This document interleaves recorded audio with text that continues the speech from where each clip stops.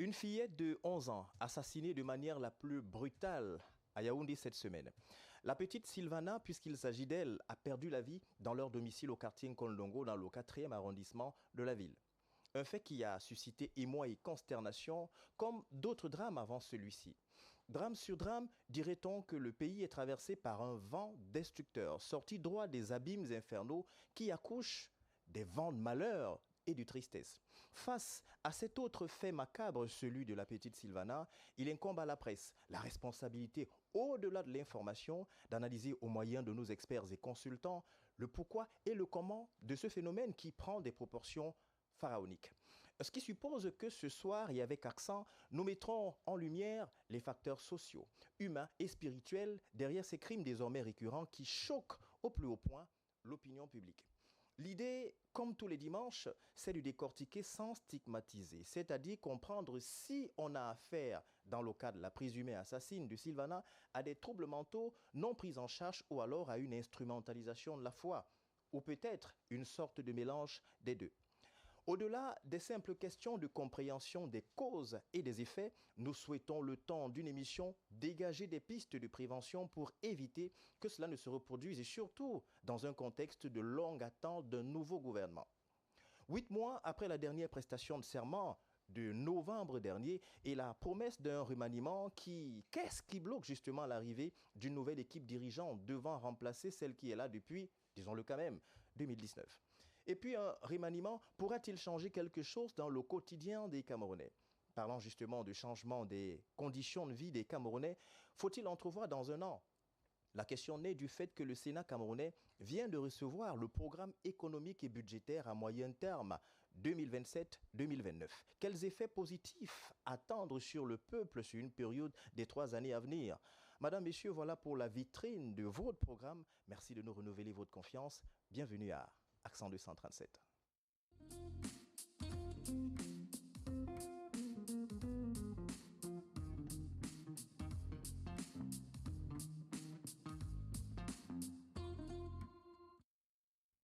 Soir, des consultants et bien évidemment panélistes aux profils hétéroclites. Nous avons le docteur Yambé Timba qui est avec nous ce soir, d'ailleurs un plateau sur lequel il est habitué. Docteur Yambé Timba, bonsoir. Bonsoir mon cher Elon, bonsoir à mes copanélistes, bonsoir à ceux qui nous font l'honneur de nous écouter ce soir. Encore qu'ils sont nombreux. Et sur le plateau également un homme politique, mais pas que. Homme politique, homme de science également, Robert Kedia, qui est politologue au passage et communicant du Rassemblement démocratique du peuple camerounais. Robert Kedia, bonsoir. Greetings to you, greetings to my co-panelists, and of course, greetings to all viewers. It's a pleasure to be here.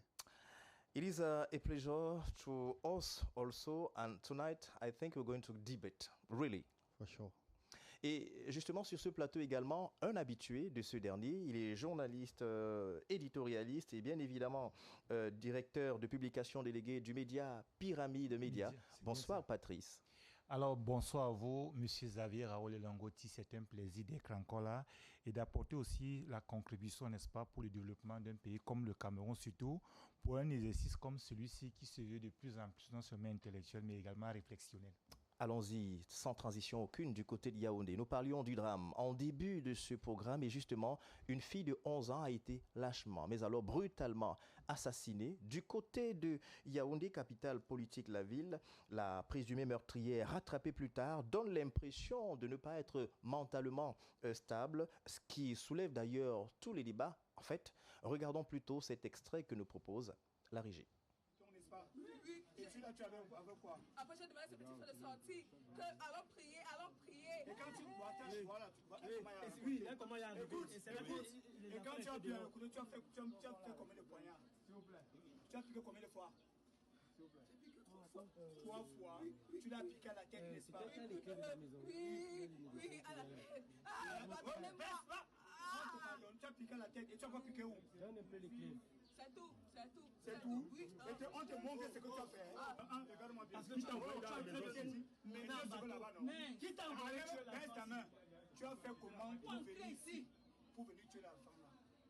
Quand je rentrais, qu'elle m'a dit, va demander l'aide au quartier. Sur la voie arrivée, j'ai trouvé que les portes de tout le quartier étaient fermées. J'ai demandé l'aide, personne ne m'a écouté. Et puis je suis entrée dans la porte de tonton Sali, c'est sa sœur et Nastou et Laetitia qui m'ont accueilli. Et il y avait aussi une autre femme noire, comme ça je ne connais pas son nom, elle a les rastas. On parlait d'ici, je ne veux pas de Nastou. Si tu veux te bouger, tu as fait comment pour entrer? Tu as fait quoi pour entrer ici là? Tu as fait comment pour te retrouver là-bas? Ça va derrière. Quand les Nastou m'ont clôturé le jeune. Nastou, c'est qui? C'est pas possible. Non, je vais inventer. Tu as fait comment pour tuer la femme? Maintenant, je suis donc partie en criant, en demandant l'aide. J'ai pleuré devant la femme de tonton Sembe. Je l'ai supplié que pardon. Oh, baisse ta main.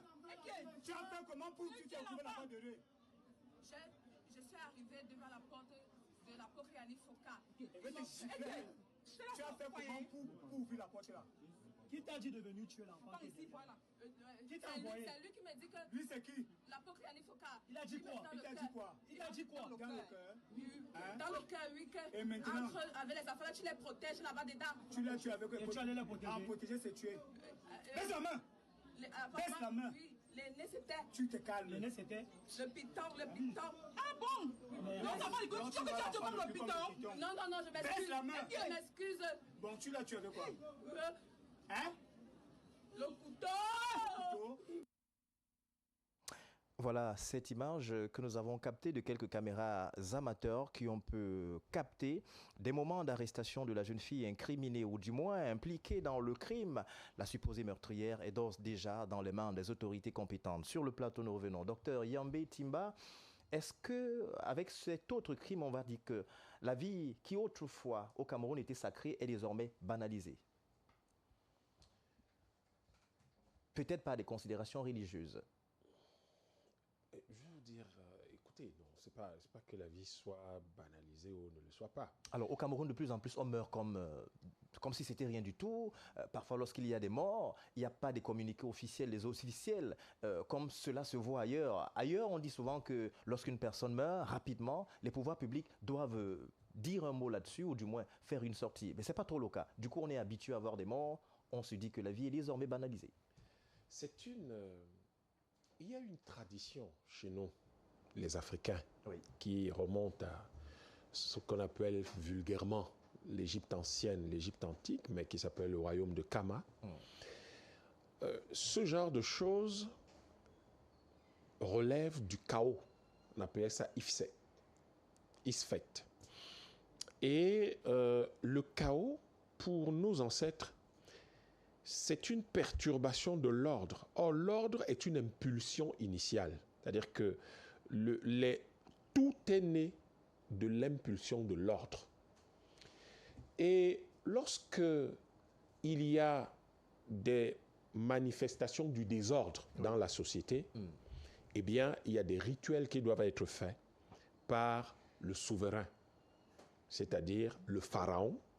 Et dans l'Égypte antique, pharaon, ce n'est pas un individu. Pharaon veut dire la maison royale. Et la maison royale, ça veut dire donc l'homme et la femme qui dirigent le pays.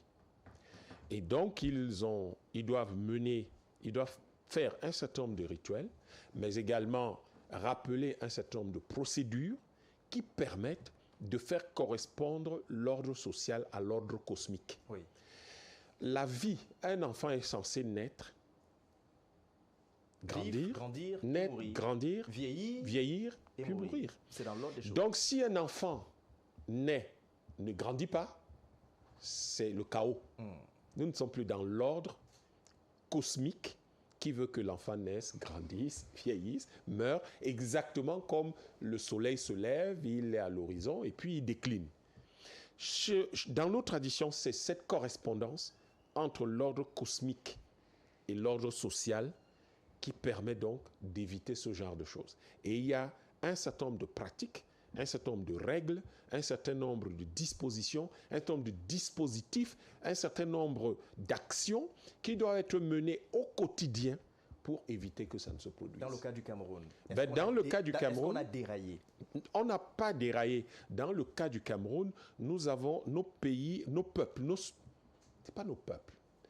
Dans le cas, pas seulement du Cameroun, dans le cas général de l'Afrique, oui, ce qui se passe, c'est que cette l'organisation traditionnelle de nos sociétés a été détruite. Détruite par un certain nombre de causes que nous connaissons. C'est quoi Mais ces causes-là, elles sont religieuses. Nous avons donc les religions musulmanes, l'islam et le christianisme qui sont venus perturber l'organisation traditionnelle de nos sociétés. Est-ce que vous n'avez pas peur quand vous dites ça de vous voulez que je raconte l'histoire ou vous voulez que je ne dise rien du tout? Moi, je parle de l'histoire. Allez-y. Je vous rappelle qu'en 550, on ne parlait pas un mot d'arabe sur le continent africain. Et aujourd'hui, quand vous regardez l'Afrique, c'est pratiquement tout ce qui est au nord et jusqu'au sud du Sahara qui parle arabe.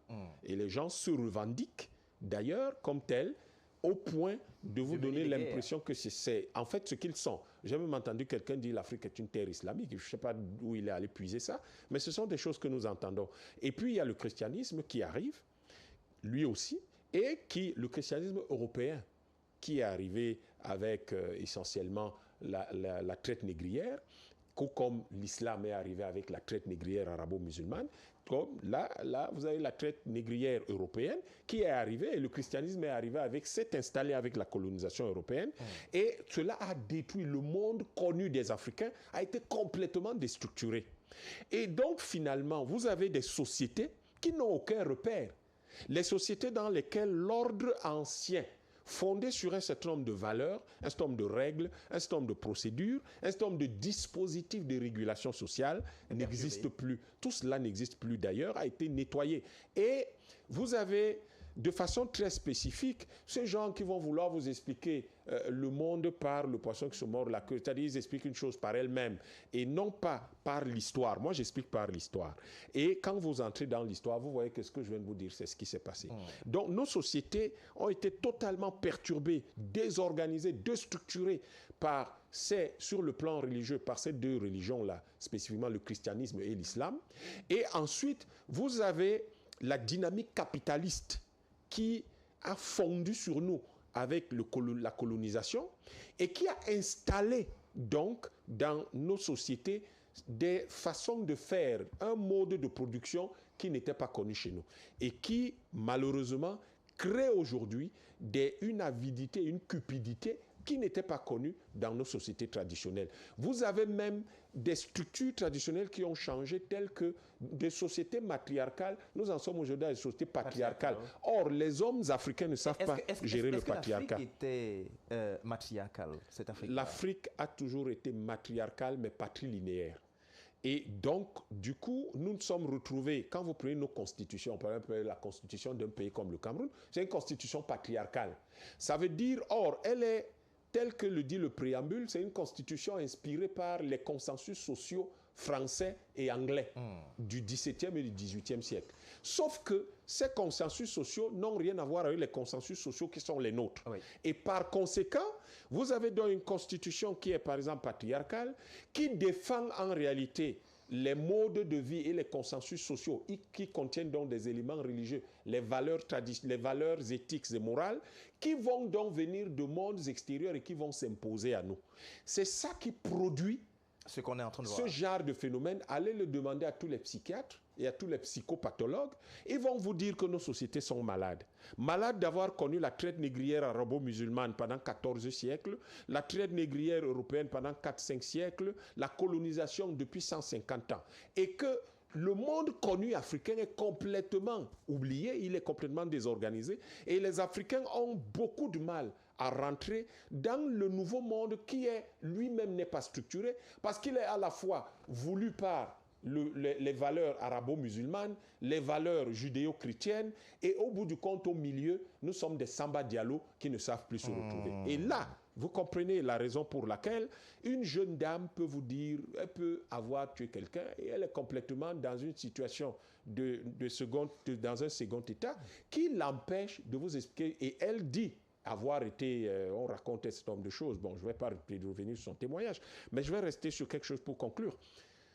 Nos sociétés actuelles, ce qui est en train de se passer là, si nous ne faisons pas attention, si nous ne nous reprenons pas en main, si nous ne reprenons pas l'initiative historique pour nos sociétés, ce que vous voyez là à petite échelle, où les gens, quelqu'un peut venir tu es un enfant, derrière moi, on a eu quelqu'un, un adulte. Là, c'est une jeune femme. La dernière fois, c'était un adulte. Alors, Steve dit faux, et puis Borel Kamta. Non, je parle d'adulte. Il y a un enfant encore à Yaoundé. Bébé Matisse avec... Voilà. Donc, et là, c'était un adulte. Monsieur Wafo. C'était un homme. Noirfo. C'était un homme, c'était un adulte. Oui. Donc, vous avez ce genre de phénomène. Et le comble, c'est que l'ordre cosmique ne peut plus correspondre à l'ordre social. Et pour rétablir l'ordre dans nos pays, il va falloir que les dirigeants se soumettent à un certain nombre de règles traditionnelles de l'Afrique. Et tant que cela n'est pas fait, vous aurez ce genre de phénomène et vous aurez tout le désordre, tout le chaos que nous sommes en train de vivre dans nos sociétés. Docteur Yambi Timba, au-delà de l'économiste et universitaire qu'il est, il est important d'indiquer que c'est un homme qui, sur le plan africain, a un ancrage assez fort. D'ailleurs, peut-être que Kemit ou alors Kamit, cela dépend. On revient sur le plateau, effectivement. Patrice Elombine Ngoma, est-ce qu'on peut se dire que lorsqu'on voit des choses ainsi, la jeune dame qu'on a écoutée qui semble ne pas être mentalement stable, est-ce que c'est quelque part un échec sanitaire? Parce qu'on a toujours tendance aujourd'hui à confondre les causes psychologiques et même psychotiques pour notamment des problèmes spirituels. Alors, merci. Lorsque vous écoutez la jeune dame avec recul et avec calme, vous vous rendrez compte, et vous l'avez dit, elle est dans un état second. Et ce n'est pas une surprise. C'est-à-dire qu'elle a dû effectuer un acte. Et lorsqu'on l'arrête, c'est lorsqu'elle voit toute une meute, une foule devant elle. Et on la questionne, pratiquement en la brutalisant, qu'elle sûrement se rend compte qu'elle a fait quelque chose qui n'est pas bien. Et c'est même d'abord de l'écouter. Qu'est-ce qu'elle dit? Elle est assez incohérente dans son discours. Un premier temps, elle vous parle d'abord de tonton Sengue, qui l'a appelé. Dans une deuxième prise de parole, elle vous dit comme ça que c'est le... Bon, là-bas, c'est un commentaire que c'est le pasteur qui l'a envoyé pour protéger les enfants. Et lorsqu'on lui parle même quel est l'acte qu'elle a posé, elle parle, c'est d'un point qu'elle aurait utilisé et de 17 coups. Et lorsqu'elle dit ça, vous voyez, j'ai dit tantôt dans le début de mon discours qu'elle est dans un état second. Et ça peut quand même s'expliquer. Par quoi? C'est un problème de connaissance quand même. Or, lorsqu'elle vous cite par exemple un pasteur à côté d'elle, qui est entre guillemets le gourou d'une église, qui lui aurait envoyé, qu'il aura envoyé autant pour moi, de commettre cet acte pour protéger l'enfant. Mais je me pose donc une question. Est-ce qu'on peut vouloir protéger quelqu'un en lui ôtant la vie? Et j'ai envie de faire un peu comme les pasteurs ont généralement l'habitude de faire. C'est-à-dire que le dimanche, lorsqu'ils sont sur les escraques, ils utilisent quand même la Bible. Dans la Bible, bon, celle que je connais un peu et que j'ai aussi un peu fait semblant d'étudier, celle qui a pratiquement 36 livres. Dans l'Ancien Testament, je pense que après le livre de Daniel, vous avez Osée.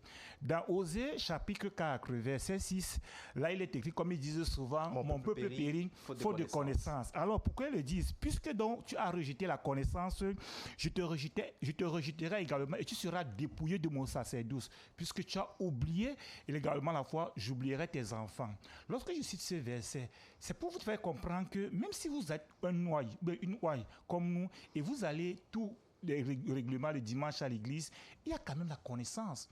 Mais la connaissance vous affranchit, la connaissance vous émancipe. De quel genre de connaissance vous parlez? Celle qui est distillée par le pasteur que vous avez appelé ici, peut-être gourou, qu'on respecte aveuglément sans avoir du recul, ou alors une connaissance peut-être l'ivresse scientifique, ainsi de suite? Je pense que les deux vont de pair, et surtout la deuxième que vous avez citée. Scientifique. Parce que, M. Xavier Raoul Elon, vous ne pouvez pas aller dans un lieu de culte, un lieu cultuel, vous écoutez et vous buvez aveuglement ce qu'on dit sans que vous ne mettez en ce qu'on appelle le doute, c'est-à-dire le cartésianisme. Lorsque le pasteur m'a dit de faire ici, pourquoi je ne m'arrête pas un instant et pour réfléchir? Est-ce que ce qu'il m'a demandé de faire, est-ce que c'est bien?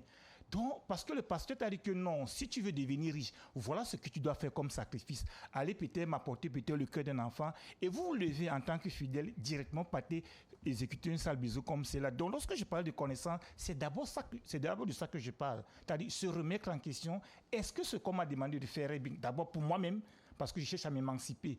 Or, généralement, ils appellent souvent ça l'école du dimanche. Mais à quoi c'est l'école du dimanche?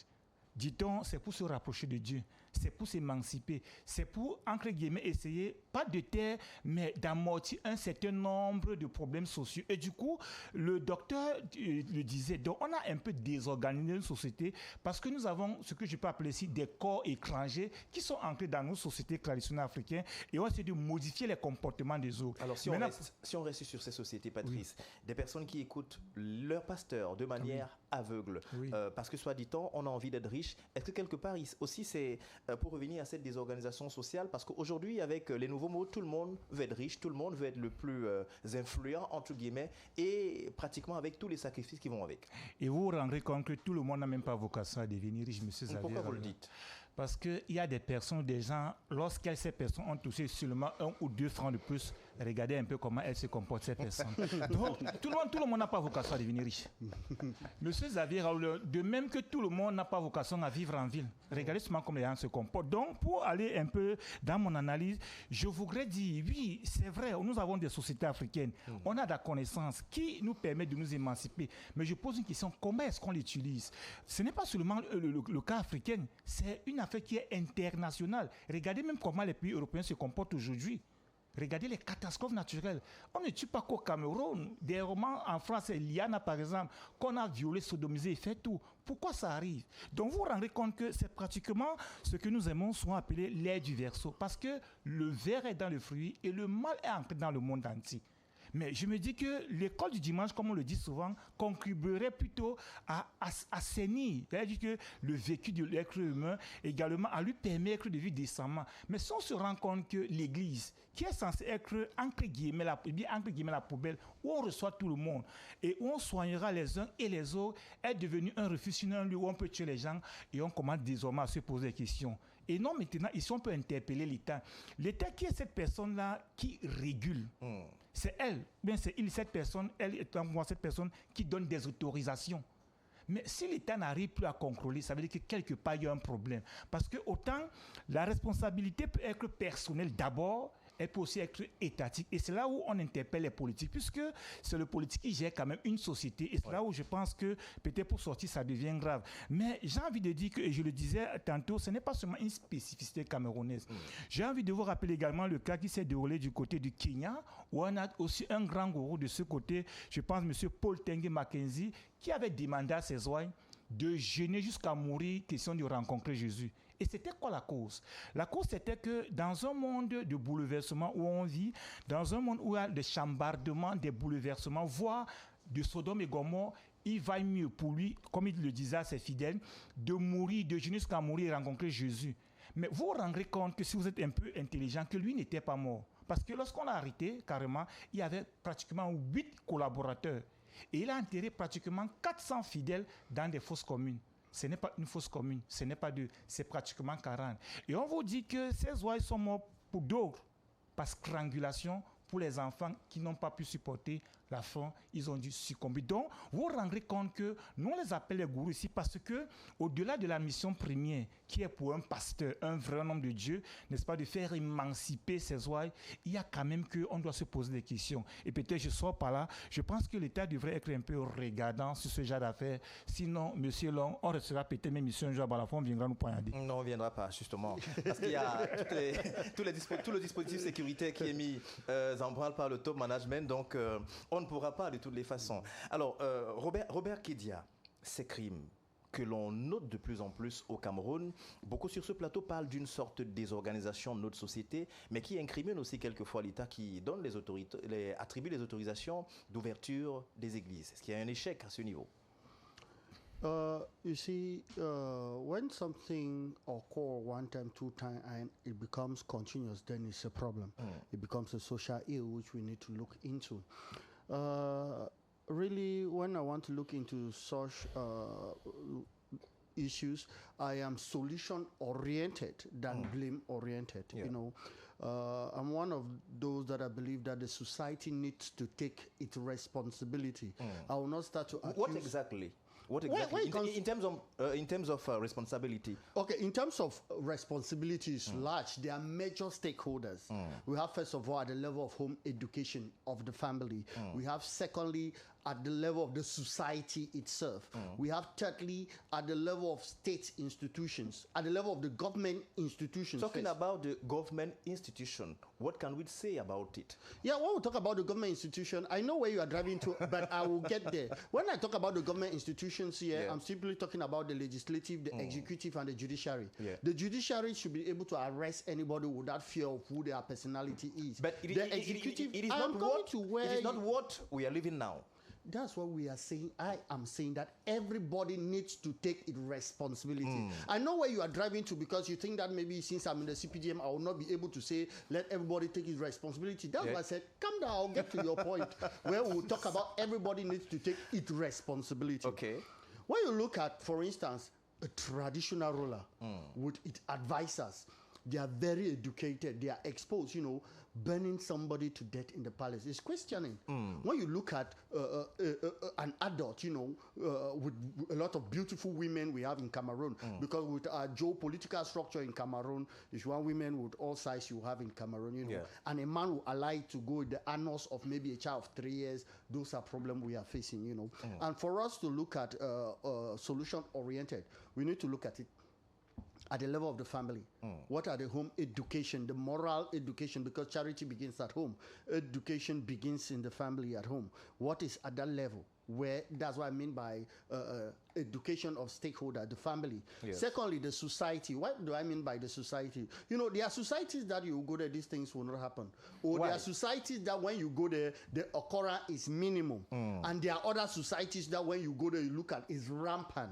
So you know that society have a responsibility to play. You go at the level of the state, the government itself with its arms.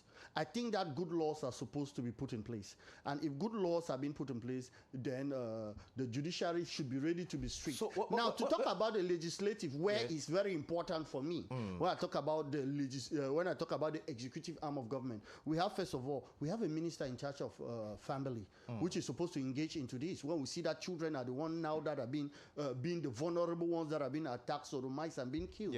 The Ministry of Family is supposed to engage in that. But every time she's denouncing such attacks, but nothing has changed from that to now. As I earlier said, we are talking about taking responsibilities. Okay, we are not talking about the issue, no, but we've gone through denunciation now. Okay, the time has passed for us to see such a thing. We start to say this is barbaric. We have gone through denunciation.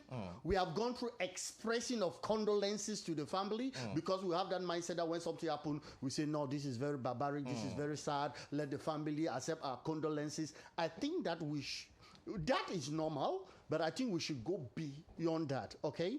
Like, for instance, when I talk about the executive, I want to go to the minister in charge of territorial administration that was engaged in this issue of churches to lock them up. The question is that you see a pastor, because when you tell me you're a pastor, the first question I ask you, where did you get your education? We have people that have not gone to pastor schools. We don't know where they were from. We don't know who anointed them, and we see them, they are pastors. And, they just put the name of their church and they go functional. So I think the Minister of Territorial Administration, of course, need to continue with his project that he had carried on to close down churches that really are not authorized. And now there are some other pastors that they know they are not authorized. They go and look for affiliation under churches that have been authorized. Meaning that a part of the authorization, it should be legal that they should look at the level of the pastor itself, where you got your education, your moral background, and this is very simple. We know the churches, the SDOs and the chefs de quartiers, and the municipal councillors that are immediate local administration there should look into this. We'll look at the qualification of these pastors. Where were they trained? Who anointed them? If we look at this, then we'll be able to stop some of this barbaric aspect that is being influenced by churches. We will talk about this same case, maybe because it's a case that has just happened now, or maybe the young girl is talking about, the young girl was interviewed and he's saying he has something to do with the church. But we have other aspects. That women don't cook food for their husband. They say they're in church, We have women that will go and collect the money of their husband, and go and give in church. There is tithes. So we have a lot of problem that is being caused by the church, which I think the minister that is responsible should get engaged. Then we have also the Minister of Family, which I think he should be more much of to act before they happen, and not to wait for activities to happen before you go to the family to express your condolences. So I think that if all the stakeholders are there, we also have traditional rulers. It is their own aspect too, because we have our own culture to protect. I'll talk about culture, but I'll not really talk about tradition.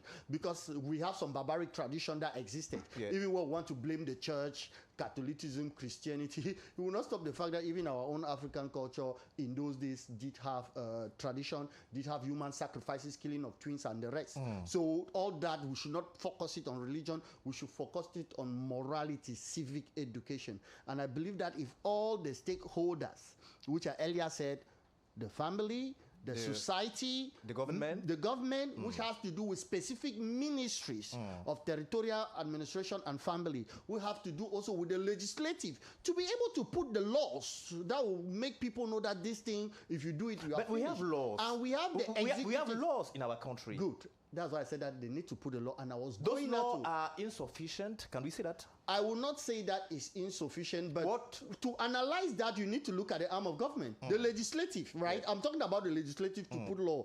Then I was about going now to the judiciary, which they are the one to hammer to make it exist, because we should know that the legislative will make the law, the executive will execute it, and the judiciary will interpret it. So everybody of these three stakeholders need to take their function seriously. If the executive, through the police and the gendarme, arrest these people, and the judiciary does not imprison them, and after 2 days we see them outside, there's a total crash. Yes. So you realize that we are not here to do blame game.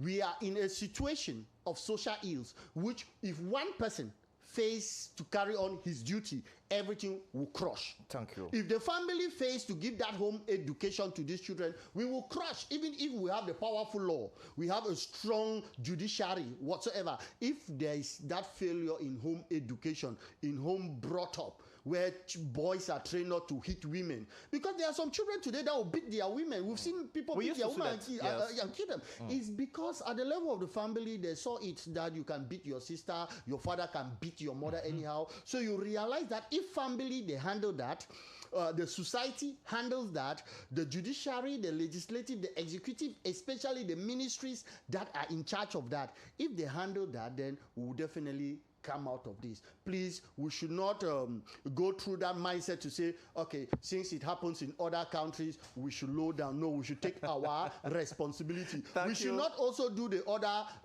game playing to say this religion, colonization mindset, all those things are past. So now you're not okay with Dr. Yambe Timba. So I am not saying that I'm not okay with him, but I'm talking about solution oriented. If we are solution oriented, everybody needs to take its responsibility. Thank you very much, Robert Kedia. Et justement, cette question, nous avons également voulu la regarder sur le prisme spirituel. D'ailleurs, trop de crimes, faut-il évoquer le spirituel pour comprendre? Et nous avons en ligne pour essayer de comprendre également la question de ces assassinats et ces crimes qui se multiplient dans nos sociétés.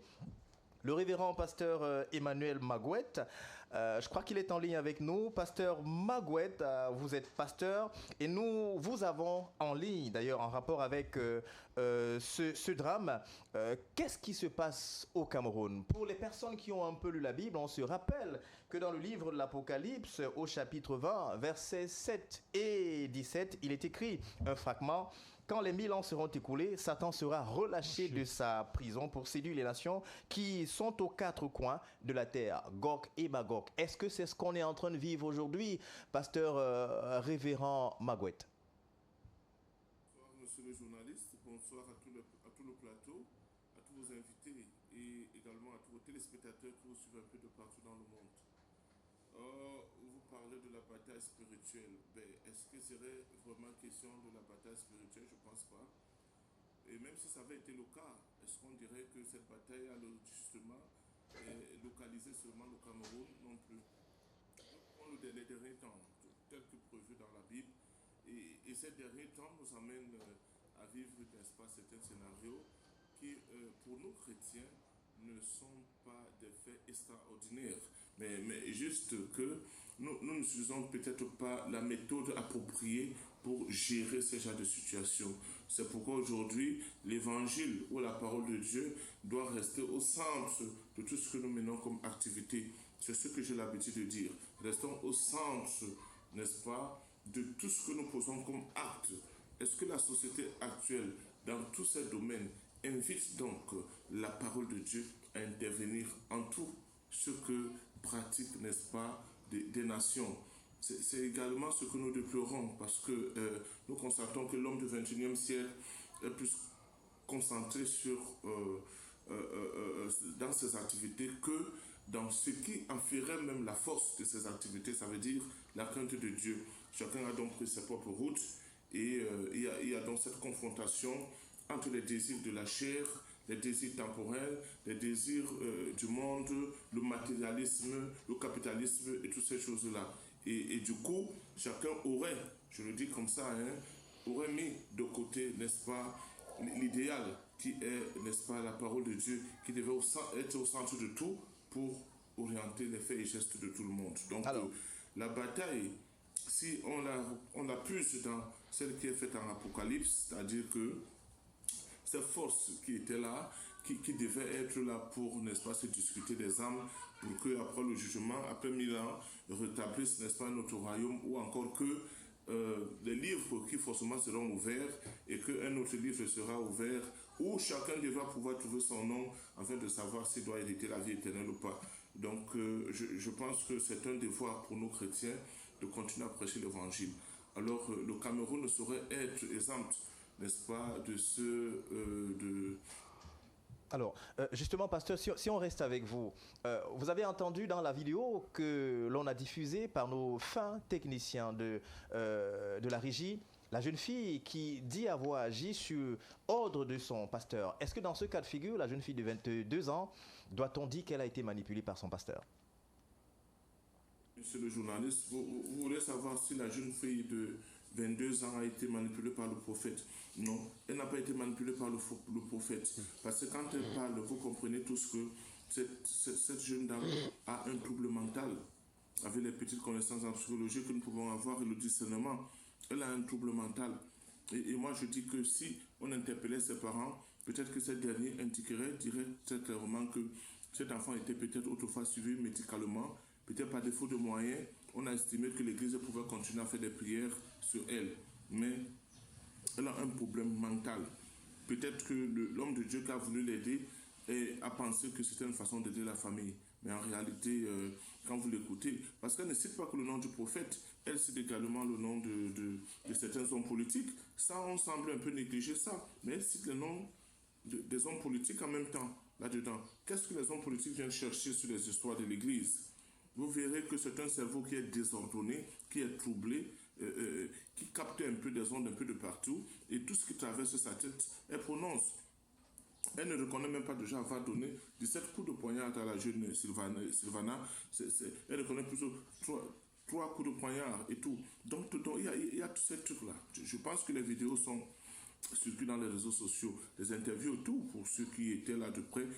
Quand vous l'écoutez, on n'a pas besoin de dire aux gens que cet enfant est atteint moralement. Non, le prophète ne l'a pas manipulé. Non, c'est que c'est un enfant, c'est une jeune dame qui est malade mentalement. Et moi, je me dis que peut-être qu'elle était même soumise à un certain plus de médicaments, qui n'aime plus respecter.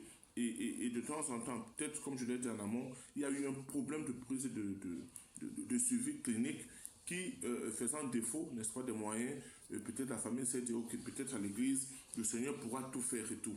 Donc, c'est un peu ça, il n'y a pas de manipulation. Là où peut-être l'homme de Dieu a faussé, c'est qu'il aurait exigé, n'est-ce pas, qu'il y ait continuité dans un suivi médical en même temps qu'il faisait la prière. Peut-être que ça pouvait un peu aller et tout ça là. Et généralement, quand vous avez des cas de ce genre, que vous les acceptez à l'église, vous ne devez pas les permettre, n'est-ce pas, de sortir, de se balader, de faire n'importe quoi, quand vous savez que vous avez affaire à quelqu'un qui a un trouble mental. Donc le fait d'avoir négligé, peut-être d'avoir pensé que en priant tout simplement, ça pouvait aller, ça poussait peut-être l'enfant, la jeune dame allait faire n'importe quoi.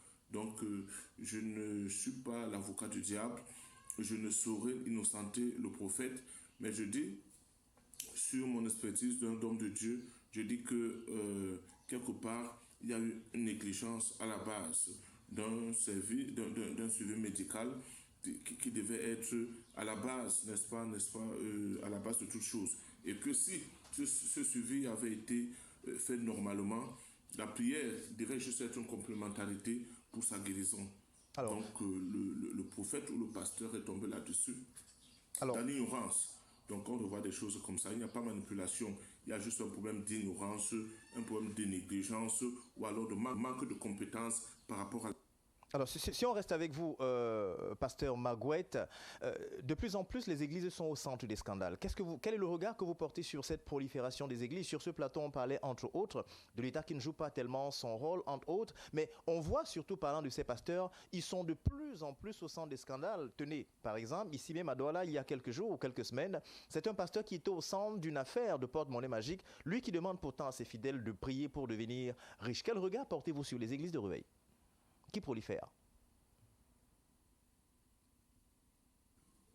Oui, monsieur le journaliste, sur le point de la prolifération des églises, je pense que la prolifération aujourd'hui un peu de partout, ça ne concerne pas uniquement que l'église, ça concerne tous les secteurs. Autrefois, quand on grandissait, on n'avait pas des... comment je vais dire ça? On n'avait pas des auberges à côté des établissements scolaires, il y en a aujourd'hui. On n'avait pas des snack-bars à côté des universités, il y en a aujourd'hui. On n'avait pas des centres de santé un peu de partout. On n'avait pas un certain nombre de choses un peu de partout. C'est ce que nous avons aujourd'hui. Donc ça, c'est un problème, cette prolifération un peu de partout. Ça touche tous les domaines et tous les secteurs. Dans l'Église, Dieu, je veux dire, l'État est là aujourd'hui pour soit réprimer ce qui doit être réprimé et puis maintenant laisser fonctionner ce qui doit être fonctionné.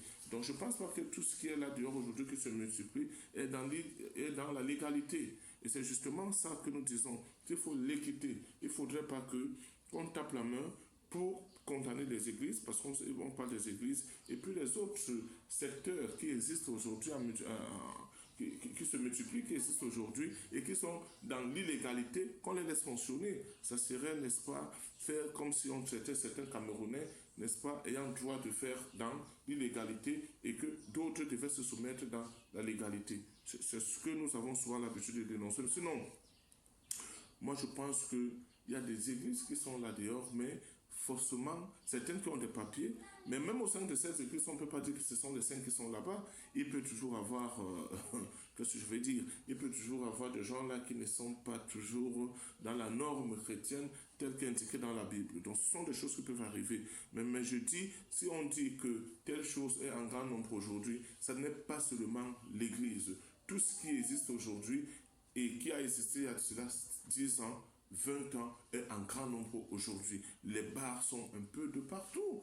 Avant, quand on grandissait, on savait que pour acheter la bière, si les parents vous envoyaient acheter la bière, il fallait aller à une centaine de mètres ou de mètres, 200 mètres pour pouvoir trouver un bar, voire même 1 kilomètre, pourquoi pas. Mais aujourd'hui, vous tournez, vous envoyez un enfant vous acheter le jus, c'est juste à côté derrière la maison, d'autres sont collés avec des toilettes et tout. Donc, c'est pas...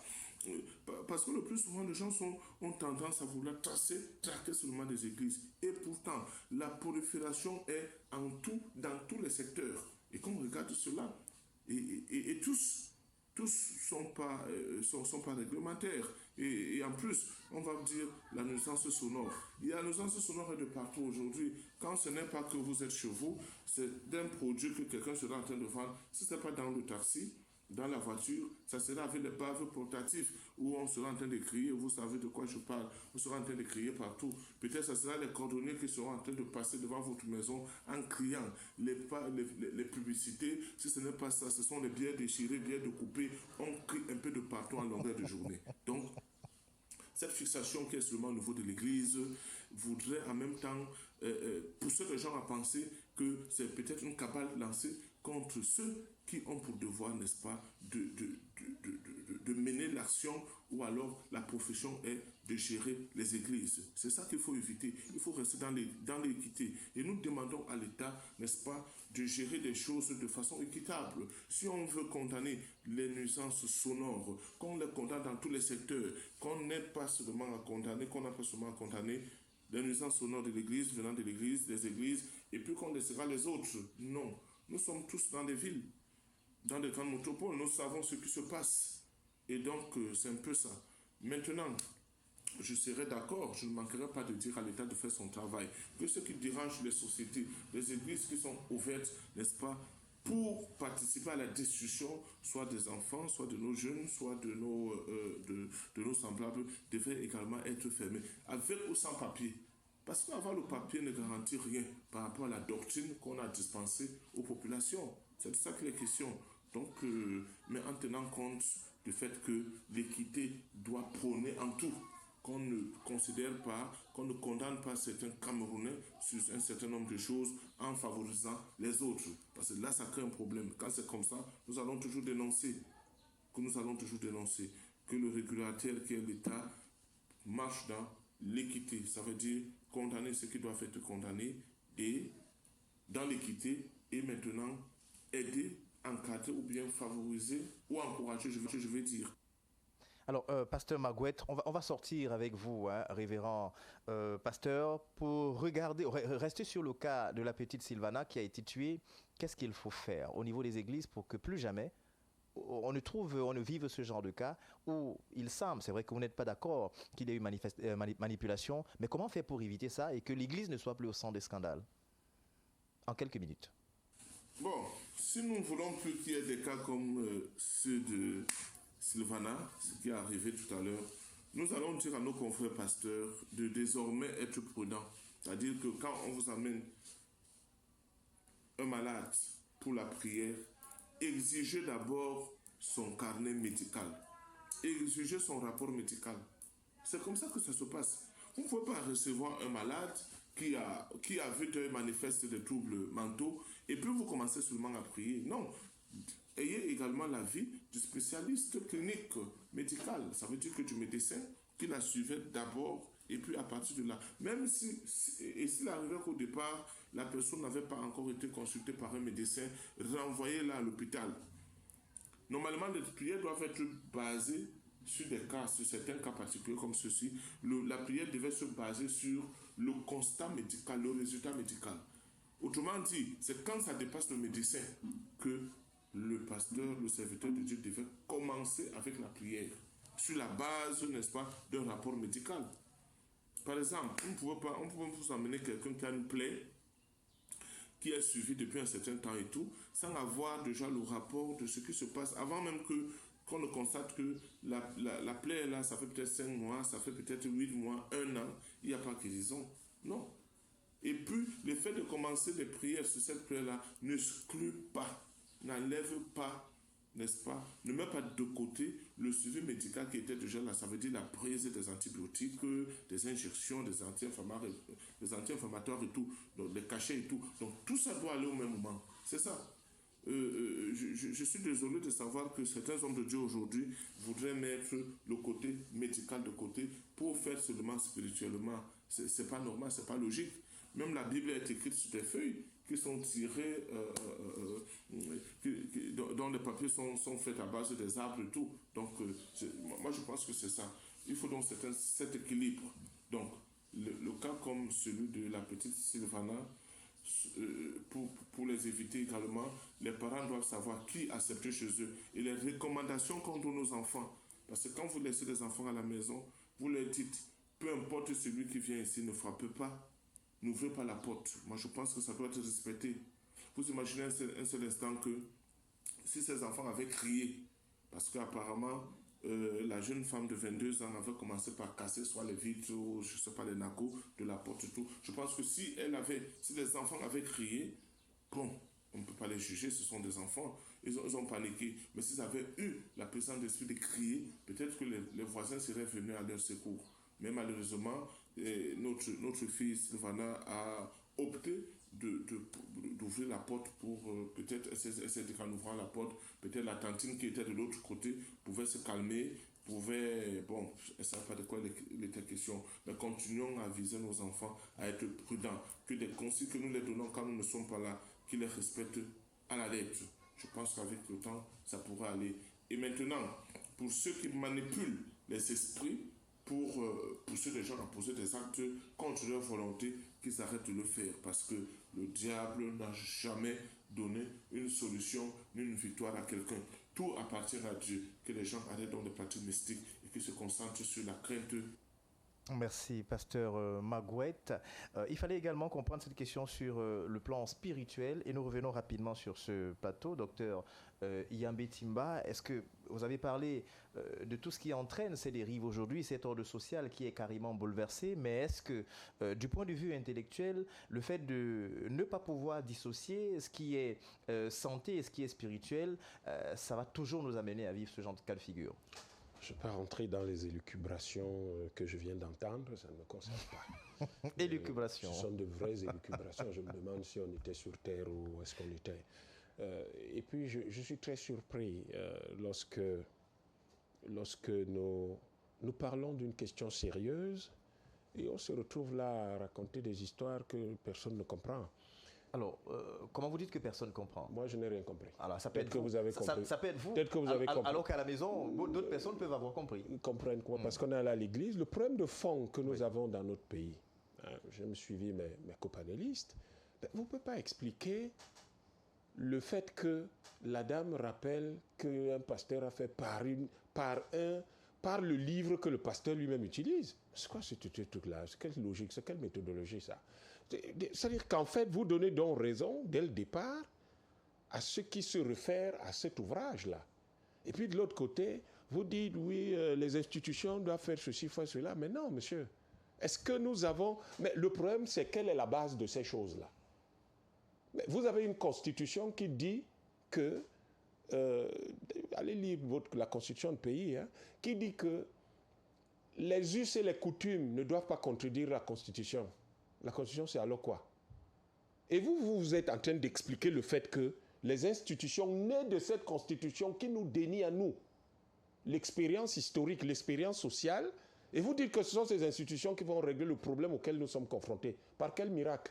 Est-ce que quelque part aussi, c'était pas une façon de trancher? Je prends un cas simple. Docteur Iyambe Timba, on a pratiquement 250 ethnies au Cameroun. Si à chaque fois, il faut tenir compte des considérations de chacune des ethnies, est-ce que vous croyez qu'on peut arriver à un point d'équilibre qui pourrait faire le consensus chez tout le monde? Pourquoi vous répétez ce que les Blancs disent? Il y a combien d'ethnies en France? Pourquoi vous répétez ce que les Blancs disent? Il y en a combien d'ethnies en France? Il y en a combien? C'est la raison pour laquelle vous êtes notre consultant. Il y a quelque chose que je comprends pas. En fait, oui, d'accord, si vous voulez que je réponde. Mais je suis toujours très étonné. Pourquoi? Quand vous dites aux Camerounais, nous n'avons pas à parler le français et l'anglais. Ils vous disent, ouais, mais il y a 250 langues chez nous. Il y en a combien en France? Il y en a combien au Royaume-Uni? Mais des dizaines. Le problème, c'est qu'on fait un choix politique. Je vous rappelle que le français, jusqu'en 1920, le français n'était même pas la langue officielle de la France. Et il n'y a pas longtemps, ça fait même pas, il y a quelques temps seulement, quelques années, ça fait même peut-être pas 20-30 ans, que c'est devenu la langue obligatoire en France. Pourquoi les gens croient que c'est des choses qui vont de soi? Aux États-Unis, c'est quand Trump arrive là qui fait de l'anglais la langue officielle des États-Unis, il n'y en avait pas. C'était pas ça. Le problème que nous avons chez nous, c'est de croire que les choses sont difficiles quand il s'agit de les faire avec nos propres repères. Nous devons faire les choses avec nos propres repères historiques. Parce que tant que nous resterons sur les repères historiques des autres, mais on n'arrivera pas. On n'y arrivera pas. Lorsque vous avez un pays dans lequel les gens développent, des gens partent du principe qu'ils peuvent être rachetés. Mais vous vous attendez à quoi? Donc tous les actes sont possibles, sont admissibles et sont justifiables. Vous avez le fait que tout le monde commence à vous dire « Ah non, mais la jeune femme, vous savez, elle est troublée mentalement. » Vous êtes des médecins. Vous tous qui dites qu'elle est troublée mentalement, là, vous êtes des médecins pour établir un tel diagnostic. Alors, en écoutant quelqu'un 2 secondes. Mais il y a un problème au Cameroun. Vous avez même quelqu'un qui se lève pour vous raconter, oui, ce qui s'est passé, les enfants ont fait. Quel est le lien? Le problème que nous avons avec le décès de cette fille-là, vous ne vous en rendez pas compte. Mais ça soulève la question fondamentale de l'organisation de notre pays. Je peux vous assurer que si on n'avait pas dans ce pays le type de constitution que nous avions, ce truc ne se serait jamais produit. Vous ne pouvez pas le croire. Alors, mais comment vous pouvez en être sûr? Quels indicateurs? Ah, ben justement, parce que ça se produit avec cette constitution. Donc, si on ne l'avait pas, ça ne se serait pas produit. C'est une question logique. C'est de la logique simple. Ce que je veux dire, dans tous les cas, moi, ce qui m'importe dans cette situation, c'est que je vois une famille éplorée. Je vois une famille éplorée Et j'imagine que nous tous ici, au moins certains parmi nous aussi, sont des parents. Et nous savons ce que c'est qu'un enfant. Quand on est sorti le matin, on est préoccupé. La première chose à laquelle on pense quand on a achevé ses tâches, c'est d'appeler les enfants. Enfin, j'espère que tout le monde le fait. Et s'assurer est-ce qu'ils sont là, où est-ce qu'ils sont, comment ils vont, avant même d'arriver à la maison. Et je pense que c'est la question de fond. C'est pour ça que je revenais sur la Constitution. C'est la question de nos valeurs. C'est la question de nos valeurs. La question de notre vision du monde. Lorsque vous commencez à dire les institutions, on fait ça, on fait ça, on fait ça. Dans ce pays, si on sait s'occuper des gens qui ont des problèmes mentaux, vous avez l'impression qu'on sait s'occuper des gens qui ont des problèmes mentaux. Vous avez compté le nombre de fous qui sont en route là. Quand vous comptez ces gens-là, vous avez l'impression qu'on sait s'occuper des gens qui ont des problèmes mentaux ici. Donc ne venez pas dire il faut. Vous dites en même temps, on n'est pas là pour blâmer, on est là pour les solutions. Et vous dites il faudrait, ça veut dire que vous blâmez, ça veut dire que vous n'avez pas les solutions. Nous sommes dans un pays où vous regardez, les gens vous disent ouais, elle a les problèmes mentaux, machin. Et elle a les problèmes mentaux, elle fait quoi avec un couteau? Comment elle a pu retrouver le chemin pour aller jusque là-bas? Depuis que vous êtes dans ce pays, vous avez entendu que les fous ont déjà poignardé combien de personnes?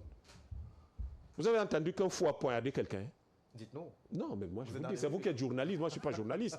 Moi je n'ai jamais entendu ça, qu'un fou allait poignarder quelqu'un. Jamais. Sauf si, évidemment, je ne suis pas censé tout savoir. Mais je n'ai jamais entendu, je vis dans la ville de Douala, je connais Yaoundé et Edéa que je fréquente régulièrement, je n'ai jamais entendu qu'un fou allait poignarder quelqu'un. Jamais. Deuxième chose, dans nos pays, j'entends dire oui, il n'y a pas eu manipulation. Vous n'avez aucune idée de ce que c'est que le conditionnement dans un environnement comme celui dans les environnements religieux de manière générale. Le conditionnement est quelque chose de terrible. Vous avez même les outils de la socialisation chez nous. Quand vous regardez le programme scolaire, je parle à un enseignant qui est là, je parle à quelqu'un qui se connaît dans les politiques publiques. Quand vous regardez nos programmes scolaires, là, vous avez lu les programmes des enfants de l'école primaire, de la maternelle jusqu'au CM2. Ah, mais beaucoup de parents ne le font pas. Moi, j'ai pris la peine de le faire. Dans les livres au programme, il y a 2 religions qui sont promues discrètement. Il n'y en a que 2, l'islam et le christianisme, qui sont promus dans les programmes scolaires de nos enfants. Donc, on finit par programmer nos enfants à n'être que ça. Et vous ne vous rendez même pas compte sur ce plateau. Vous tous, vous avez passé votre temps à citer la Bible, sans vous en rendre compte. C'est-à-dire spontanément, c'est ce que vous faites. C'est pas une faute. Non, c'est une faute parce que c'est ça votre environnement. De votre point de vue, non, c'est une faute. C'est une faute parce que vous expliquez tout par une seule source, d'un seul point de vue. Mais monsieur, c'est pas comme ça qu'on arrive à la vérité. Vous ne pouvez pas tout expliquer. Parlant justement de la vérité, l'humilité intellectuelle voudrait également qu'on se dise que la vérité n'est pas en nous, qu'elle n'est pas l'autre, mais qu'elle est devant nous. C'est vous qui expliquez. Qu'elle est devant nous. C'est vous qui expliquez. Ça mènerait peut-être à ce que le Non. C'est vous qui voulez expliquer ce qui se passe par une source. Moi, je n'explique rien du tout. Je fais un constat historique. Je n'ai rien expliqué. Je n'ai pas de position ou d'opinion sur cette question. Je fais une analyse historique. Voici ce qui s'est passé dans l'histoire. Et je vous prends les programmes scolaires. Je vous dis, voici ce qu'il y a dans les programmes scolaires. Vous pouvez vérifier les programmes scolaires. L'histoire, vous pouvez aller... Tout le monde a un téléphone. Il y a quand même quelques bibliothèques. Allez voir les encyclopédies. Merci. Donc, du coup, le problème auquel nous sommes confrontés... On sort par là. Oui, on va sortir par là. Moi, je ne vais pas du tout entrer dans le système de toute façon. Ce que je veux vous dire, c'est que nous avons aujourd'hui... Nous faisons face avec le décès de cette jeune femme. Et je présente mes condoléances à ses parents et qu'à ses frères. Quelque chose qui nous interpelle fondamentalement. Nous devons savoir que les institutions que nous nous sommes données ne fonctionnent pas pour une raison simple. Ces institutions dont parlait Robert Kedia ne fonctionnent pas parce que ces institutions ne sont pas adaptées à notre environnement. Ces institutions fonctionneraient si l'environnement était adapté. Et ça, c'est la première. La deuxième, nous devons savoir que si ces institutions fonctionnaient, vous n'auriez aucun fou dans la rue. Parce que devraient peut-être être dans des asiles. Ils devraient être pas seulement dans les asiles. Il y a des gens que vous traitez de fous là dehors qui sont juste pauvres. Ils ne sont pas fous, ils sont pauvres. Ils sont des démunis. Et vous voyez donc le problème que je pose, c'est-à-dire qu'en fait, on a tendance à mettre tout le monde dans le même sac, alors qu'on peut faire autrement. Donc, disons simplement que, vraiment, mes condoléances aux parents de Sylvana. Oui. Et j'espère que nos ancêtres vont l'accueillir dans là où elle va les retrouver, et que cela ne se reproduise plus, parce que nous sommes interpellés à changer l'organisation de notre société. Dr. Yambe Timba, so Mr. Robert Kidia, we have this because our institutions are not functioning. In fact, that is what we heard from the word of Dr. Yambe Timba. Are you okay with that? You see, when I did my analysis, I talk of major stakeholders, and the institutions were just part of them. We have the family that have their role. We have the church that is there for moral education. We have the chief, that is, they are stakeholders. And as I earlier said, everybody needs to participate to ensure that the social ill come to an end. Everybody has his responsibility. And when I said everybody needs to work forward, okay? If we start to blame that this person failed, this, it has already happened, okay? We are talking about the way forward. Now, I heard what the pastor was talking about, and I asked myself a lot of questions. He was saying that if somebody is sick, he comes, the pastor should first of all look at the hospital book. And I asked myself question, what does a pastor do with hospital books? Is a pastor praying for spiritual nurturing, or the pastor has become a medical doctor? Is a sick person supposed to go to the hospital? Maybe. No. We should be realistic here. No, we should be realistic here. Maybe Robert Kidia. Maybe it is to make the difference between a spiritual case and a health case, simply. I'm saying that the church is out to pray for people spiritually, right? Yeah. Good. The medical doctors are there. I'll make you an example. We have the Roman Catholic Church, and we have Catholic hospitals. We have Presbyterian Church. We have Presbyterian hospitals. When you are sick, you go to the hospital. When you need prayers, you go to the church. Yeah. What has happened that they remove people from hospital with drips and they go with them to church? I understand. And those are the things I say. For the miracle. That's why when I was talking about responsibility of stakeholders, those are the things that the MINAT should engage. Immediately, the forces of law and order. What's the sick person doing in the hospital? If a sick person comes now, that is supposed in the church, yes, they are supposed to put a drip. You carry a drip to the hospital. If somebody dies in your church, what moral responsibility would you give to explain that cases? But we are African. We know. Know what? We know everything we have around disease. At some time, somebody is presenting some symptoms, looking like. Why can that pastor not go to a psychiatric hospital to pray for all the mad people in the psychiatric? Why can they not go there? We should be realistic. These are things we need, because he was talking with confidence. And I was asking myself that a pastor need to look at the medical booklet. I was like, that was the job of a medical doctor now. Everybody, that's why I said that we have stakeholders. And everyone should assume their responsibility. Let pastor assume their own, and let doctor assume their own. Now, my co-panelist who was talking about health. Well, when we are talking about mental health, right? All Cameroonians, they focus on medical stage. When we talk about medical stage, we mean when you're already mad, that doctors have already declared that you have some psychological problem. That's the medical stage. Before we get to the medical stage, there are 3 other stages. Tell us about. Depression is a mental problem. Frustration is another one. Frustration. All right. Now, let me give this case. Somebody is in your house, for instance, right? You see a situation. All right. Let me just put this example. I come to let me not use myself. Like, for instance, you go to your house and you meet your wife on top of your bed with another man, and you react with a knife. How do you analyze that? Temperament management. Some people can manage their temperament. And if you cannot manage your temperament, it becomes a problem. And they are all classified under that category. If you go, you look at, there are people that stays for 1 week, 2 weeks, 3 weeks without cutting their nails. They move from the abnormal. There are people that don't shave their hair. They become nasty. They move from the abnormal. So there are stages of mental health. And we all focus on the medical perspective. which also I think that we should look at the other aspect. That's why I said family should be very vigilant. If a family starts to look at abnormality within the family, they should be able to go to the hospital or let their immediate environment know about it, because my co-panelists will tell me that can the medical system take care of all mental problems in this country, which to an extent he is right, yes, because we do have people in the street. Then finally, to conclude, I just want to tell the Minat that it's time that all this issue of churches should be regulated. Pastors should know their rules. They are not medical doctors. They should know their limits. When we talk about getting authorization, he was struggling to do an explanation to say that there are churches that have authorization that are worse than those that does not have. When we talk about authorization, he seems as if he himself does not understand what authorization is all about. Authorization is all about knowing if you have a land certificate, land title where you are.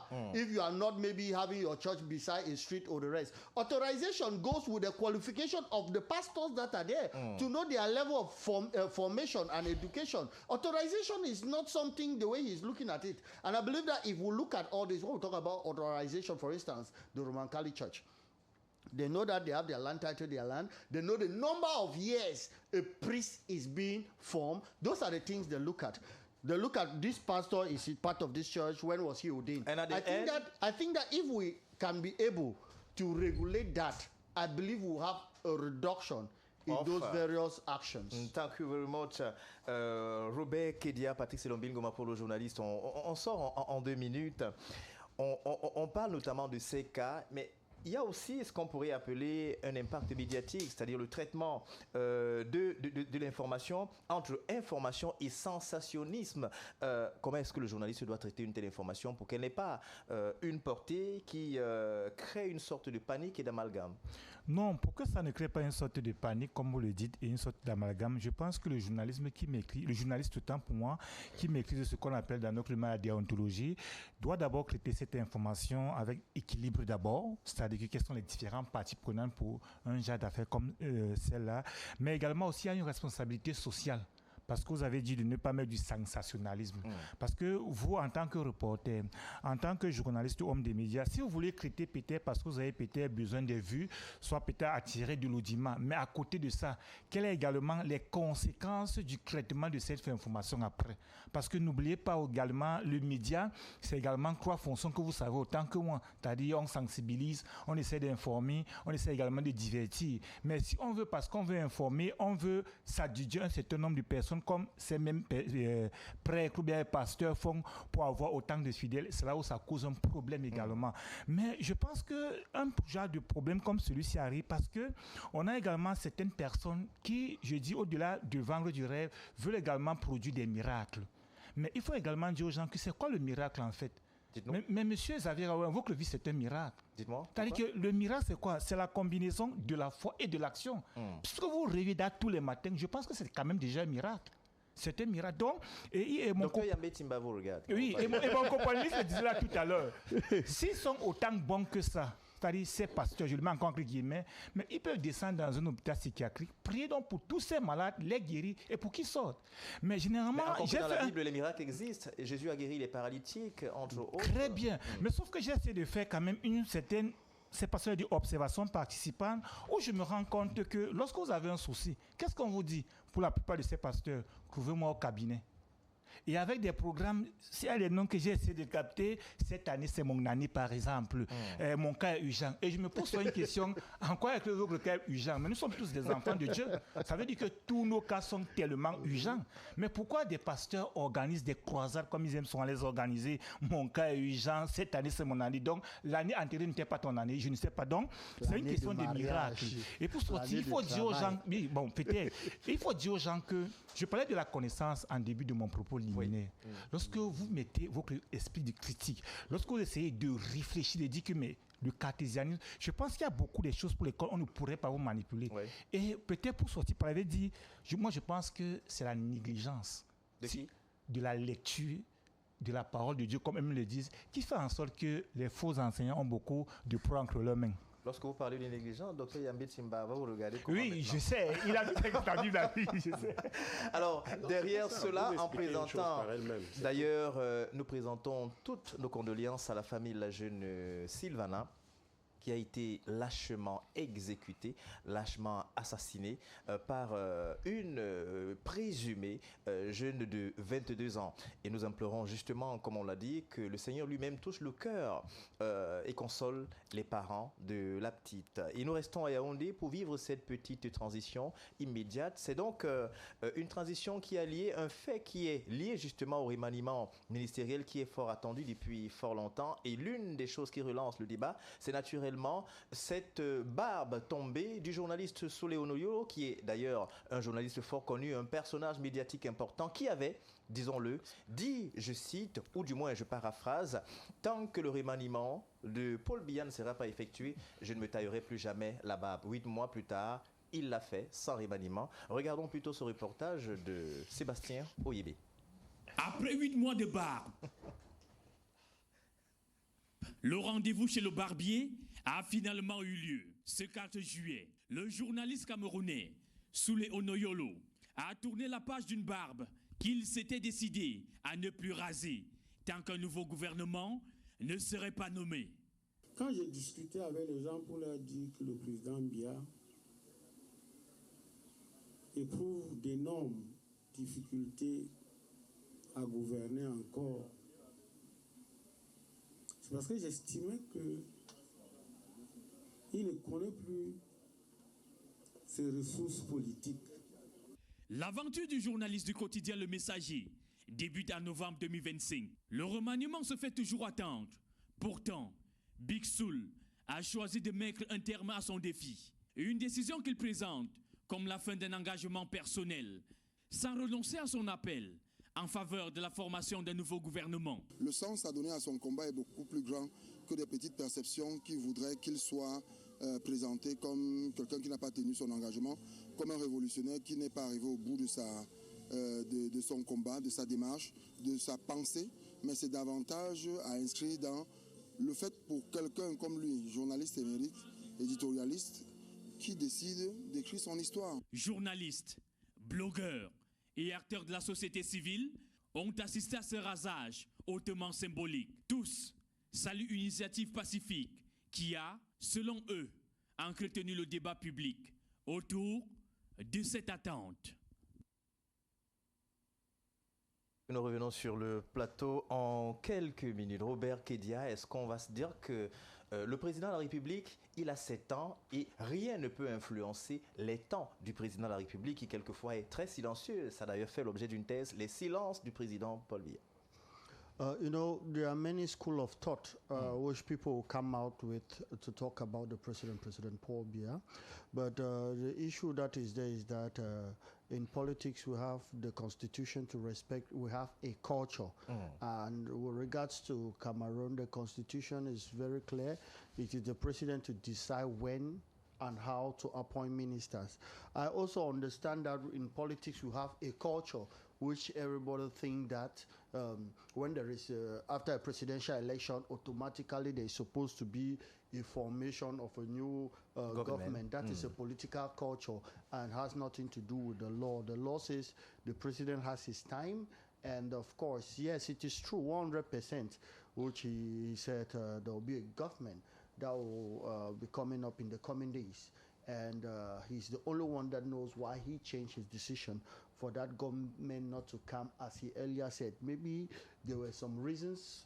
Maybe it's his political strategy. But you are a member of CPDM, a CPDM member. Maybe you know a bit what can be explained. No, no. CPDM is a political party.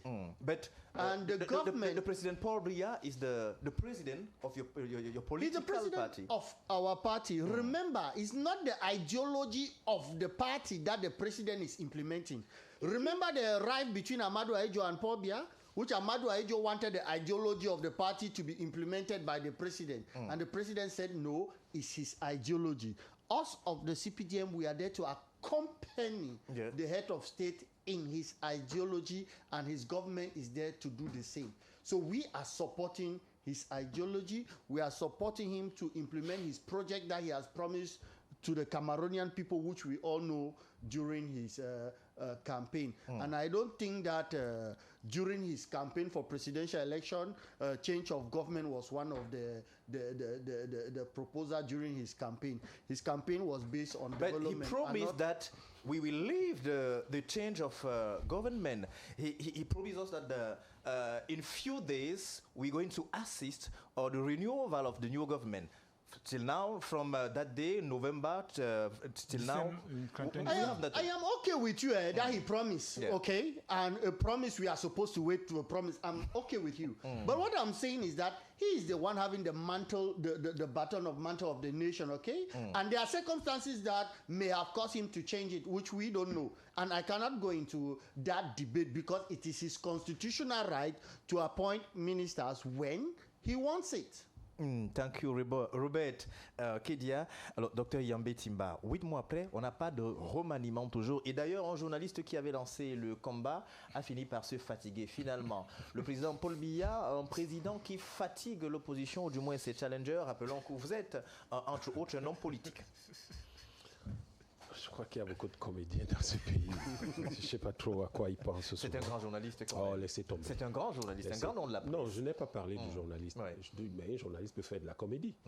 Vous avez quelqu'un qui est au pouvoir depuis 1982, 44 ans. Quand il fait la promesse, quand il est élu, il est là depuis 43 ans. Depuis qu'il est là depuis 43 ans, il vous a déjà promis quelque chose, il a fait? Dans les délais que vous vous imaginez? Bon, c'est ça qui a été fait. Quoi? Qu'est-ce qui a été fait? On est parti rapidement. Est-ce que le gouvernement est là? On parle de quelque chose de précis. Pour l'instant, est-ce que le gouvernement est là? Il a dit dans les jours qui suivent. Oui. Bon, pas du tout. Donc vous êtes là, vous commencez à faire la comédie, je ne vais pas me raser, mais restez avec votre barbe. C'est votre problème. Et donc, mais en même temps, ça révèle quelque chose chez les Camerounais. On croit que c'est simple, c'est pas simple. Ça révèle qu'il y a une génération, ces gens qui ont 60, 70 ans, ils n'ont pas la capacité de porter un sérieux combat politique. Ils se fatiguent. Vous vous fatiguez pourquoi? Une barbe, ça se nettoie, ça s'entretient, et vous dérange en quoi? Pourquoi vous ne laissez pas la vôtre? Parce que vous n'avez pas lancé le challenge? Depuis que je suis né, je me coiffe comme je me coiffe là. Depuis à peu près, j'ai l'âge de 18, 20 ans. Je me coiffe toujours comme ça. Pourquoi vous voulez que je suive ce que les gens font? Si les gens veulent jouer la comédie, moi je ne fais pas la comédie, monsieur. Et donc, ce que je dis, ce qui est grave, c'est que moi, je ne me souviens pas que le président Biya ait promis quelque chose et l'ait fait dans les temps. Il le fait quand il le peut. Et puis d'autre part, vous avez un monsieur qui a un certain âge. Mais à son âge, on ne court pas. On fait les choses tranquilles. Il ne se précipite pas, rien ne le bouscule. Puis il est votre président depuis 44 ans. Donc il sait que personne ne va venir le bousculer là où il est là. Et vous êtes journaliste, vous n'êtes pas un enfant. Il a 60 ans celui-là, non? Donc vous êtes journaliste depuis des décennies, vous le savez, vous venez faire la comédien, je ne vais pas me raser. Tout le monde savait que ça n'arriverait pas. Et d'autre part, et enfin, parce que je ne vais pas rester sur ce sujet, d'autre part, ce qui est le plus important, là, l'explication que donne Kedia, je crois que ça doit être bien clair pour tout le monde. Il n'y a aucune disposition constitutionnelle qui oblige le président à nommer un nouveau gouvernement parce qu'il a été réélu. Il est clair que si c'était un nouveau président, il aurait nommé un nouveau gouvernement puisqu'il aurait eu son équipe avec lui. Docteur Yamtiba, juste une relance pour quelques secondes. On se dit quand même que les populations camerounaises sont fatiguées. Et les rapports qui émanent notamment du bas peuple, entre guillemets, c'est que ceux qui sont là n'ont pas fait le job lorsqu'on essaye de faire un bilan. Qui a fait le job depuis 1957 au Cameroun? Vous n'allez pas quand même tomber dans... vous savez, c'est ça le problème au Cameroun. Non, c'est pas ça. Vous savez, je vais vous dire, le problème que nous avons au Cameroun, c'est que nous sommes là à dire, vous savez, on peut, il ne faut pas, nous n'allons pas... On passe le temps à faire ça au Cameroun. La conséquence, c'est qu'on ne sait pas dire aux gens qu'ils ont mal fait. Depuis 1957, on n'a pas construit ce pays. En 1963, monsieur, le FMI avait fait une étude et indiquait que le Cameroun serait un pays développé en 2000 et que les pays comme la Corée du Sud n'auraient même pas le quart du PIB du Cameroun. Vous avez l'impression que c'est ça aujourd'hui? Vous en avez l'impression? En 1976, parce que, je vous dis encore, revenez dans l'histoire. Les Camerounais, nous vivons comme si le monde commence la tout de suite. L'histoire d'ailleurs, c'est la matrice. En 1976, 1976, le Vietnam était en guerre contre les États-Unis. C'est l'année où la guerre s'achève. C'était un pays dévasté. Le Cameroun était indépendant. En tout cas, la guerre d'indépendance s'était achevée 4 ans au plus tôt, mais il était relativement stable depuis 16 ans. Quand vous regardez le Vietnam et le Cameroun, vous pouvez les comparer. C'est ça le problème que nous avons au Cameroun. Donc quand je dis, depuis 1957, est-ce qu'on a construit le pays? Je n'ai pas dit que les gens n'ont rien fait. J'ai demandé s'ils ont construit le pays. Quand vous regardez le Cameroun, c'est un pays construit. Il faut écouter de façon précise ce que je dis. Depuis 1957, les gens n'ont pas construit le pays. Donc vous êtes là, vous attendez à quoi d'extraordinaire? La seule chose que nous devons savoir aujourd'hui, c'est que le président Biya nommera peut-être un gouvernement s'il le veut. S'il ne le veut pas, il n'est pas obligé. Il a un gouvernement en place, non? Ce qui est le problème du peuple, ce n'est pas les hommes. Justement, c'est ce qui est fait. Ce qui est le problème du peuple, c'est le travail, les résultats. Nous en avons fait état, oui. Si les Camerounais pouvaient aller en train de Buea à Kousseri, de Kumbo à Bangui, si ils avaient l'électricité 24 heures sur 24, l'eau, que les universités étaient équipées, les écoles, etc., qu'on avait des routes. Les toilettes, il faut préciser. C'est un problème. Non, mais c'est un problème sérieux. Quand vous allez dans la plupart des bâtiments publics, il n'y en a pas. Donc, si les Camerounais avaient une certaine qualité de vie, ce que l'UPC appelait à l'époque l'élévation des standards de vie, si les Camerounais avaient ces standards de vie, s'ils étaient unis, s'ils étaient souverains, si le pays était souverain, c'est les 3 objectifs que l'UPC a fixés à ce pays en 1948 et que Oumio a présenté en 1952 à l'ONU. Si ces 3 objectifs étaient atteints, l'unité du Cameroun, la souveraineté du Cameroun, la qualité de vie des Camerounais, mais le président Paul Biya, personne ne lui demanderait de nommer un gouvernement. Il ferait ce qu'il veut, puisqu'il a quand même une équipe en place. Le problème du peuple, ce n'est donc pas les hommes.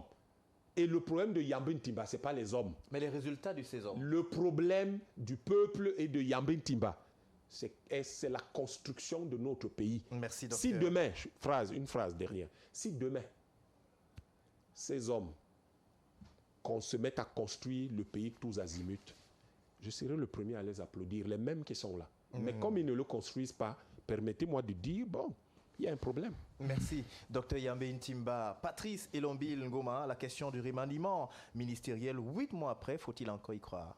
Moi, je pense qu'on doit aller sur un fait, et tout le monde est d'accord avec moi sur ce plateau, qu'on a dit qu'il n'y a pas une disposition constitutionnelle qui oblige quand même le président élu de nommer un gouvernement. Réélu, autant pour moi, merci de nommer un nouveau gouvernement. Peut-être parce qu'on le voit dans certains pays, dit-on, de démocratie libérale, encore qu'on devrait m'apprécier c'est quoi la démocratie. Mais moi, je suis un peu, c'est vrai que je suis un peu surpris et gêné lorsque quelqu'un sur ce plateau parle de comédie. Vous savez, généralement, lorsque nous arpentons les villes de notre pays, on entend souvent des expressions du genre « je pense que dans ce pays, on a traversé les remèdes ». Ça, c'est ce qu'il estime. Mais moi, à mon niveau, moi, je pense que ce sont plutôt les remèdes qui nous ont traversés. Mais comment ça, Parce Patrice? que, pourquoi je le dis? Parce que voir dans un pays qui est comme le nôtre, qui est assez sérieux, de grands journalistes, comme vous l'avez dit, éditorialistes, qui se lèvent et lancent un défi. Encore qu'on ne lui a pas demandé de lancer un défi qu'il ne raserait pas sa barbe si le chef de l'État ne nous nomme pas un gouvernement. Quelle est donc, j'ai dit, la relation, la corrélation entre sa barbe et le gouvernement? Et Mario en a pris, peut-être n'a pas pu supporter, et quelqu'un lui disait sur ce plateau, vous voyez, il y a des gens qui, tout au moins occasionnent certains combats, mais ne vont pas jusqu'à leur fin. Or, par contre, il y a quand même d'autres qui soutiennent mordicus certaines idées, n'est-ce pas, certaines doctrines, et ils vont jusqu'à leur fin. Qu'est-ce que j'ai envie de montrer par là? J'ai envie de montrer par là qu'au-delà, n'est-ce pas, de la figure que vous représentez, au-delà du journaliste émérite que vous êtes, il y a quand même des choses, n'est-ce pas, qu'on ne peut pas faire. Et regardez toute la cérémonie que ça a soulevé. Vous voyez des journalistes, des blogueurs, et vous avez même des gens qui lui donnent une onction traditionnelle. Ils pensent que c'est un mot que le docteur Yam Timba aime. Mais à côté de ça, j'ai envie de regarder le président Paul Biya. Moi, généralement, je l'appelle le judoka. Il ne faut pas me prêter les mots. Ah, moi, généralement, je l'appelle, je l'appelle le judoka politique. Lorsque vous regardez, par exemple, un sportif, un judoka sur un tatami, vous voyez, c'est pratiquement difficile de le bouger sur ses appuis. Or, le président, c'est celui qui a pratiquement tout eu. Je dis pratiquement tout eu. Une belle carrière, très jeune. Maintenant, je pense que le souci des uns et des autres, des Camerounais, c'est qu'ils mettent en place les conditions de vie, n'est-ce pas, pour l'amélioration des conditions de vie des Camerounais. Et ce n'est que tout ce qu'on lui demande. Est-ce qu'on peut le voir dès demain? Si on fermait les yeux, on le réveille, on les réouvre, est-ce qu'on peut s'attendre à voir ce changement s'opérer dès demain? Est-ce qu'il y a des mécanismes et des indicateurs? Je pense que si je vous dis des choses ici qu'on peut le voir, je serais d'abord un menteur. Pourquoi? Parce que pour moi, rien n'est pratiquement sûr. Et nous vivons dans un pays où, même lorsque des choses ou des règles sont tracées, c'est pratiquement difficile de les mettre en place. Donc, M. Xavier Raoul, je ne peux pas vous garantir que dès demain, on verra des choses. Donc, je préfère être prudent sur la question et ne rien dire. Patrice Elombengoman, c'est avec vous justement que nous allons refermer ce débat. 1h30, il paraît que ça passe très vite. Robert Kedia, thank you very much. I think the next time we are going to be together. Oh, it's a pleasure to be here. Et Dr Yambe Ntimba, vous êtes économiste et on comprend justement la petite amertume que vous avez en travers la gorge. Parce que la question... Je n'ai aucune amertume. Je constate simplement que dans notre pays, les questions fondamentales n'intéressent personne. Non, elle intéresse. Auquel cas, elle n'aurait pas fait partie. On parle de la barbe d'un journaliste au lieu de parler du programme économique de l'État. On en reparlera. Dr Yambe Ntimba. Merci quand même de nous avoir invités. À vous autres, merci d'avoir suivi ce programme. Tous ceux et toutes celles qui nous écoutent de par le Cameroun et d'ailleurs au-delà des frontières du Cameroun, on se dit qu'on vous donne rendez-vous dimanche prochain dans le cadre d'un nouveau numéro de Accent 237. D'ici là, portez-vous bien.